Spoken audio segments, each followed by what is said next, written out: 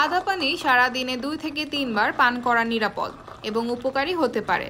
তবে এটি কতবার খাবেন তা নির্ভর করে আপনার স্বাস্থ্যের অবস্থা ও সহনশীলতার উপর। আদা পানি হজমে সহায়তা করে, ইনফ্লামেশন কমায়, রোগ প্রতিরোধ ক্ষমতা বাড়ায়, গ্যাস ও বদহজম দূর করে, সর্দি কাশি কমাতে সাহায্য করে। সকালে খালি পেটে আদা পানি খেলে হজম ভালো হবে, ওজন কমানোর জন্য অনেক উপকারী হবে। দুপুরে খাবারের পর খেলে গ্যাস ও বদহজম এড়াতে সাহায্য করবে এবং রাতে শোবার আগে এই পানীয়টি খেলে রিল্যাক্স হতে ও ঘুম ভালো হতে সাহায্য করবে। অতিরিক্ত আদা পানি পান করলে গ্যাস্ট্রিক, পেটের অস্বস্তি বা রক্ত পাতলা হওয়ার সমস্যা হতে পারে। উচ্চ রক্তচাপ, রক্ত পাতলা করার ওষুধ বা গ্যাস্ট্রিকের সমস্যা থাকলে ডাক্তারের পরামর্শ নিয়ে এই পানীয় পান করা উচিত।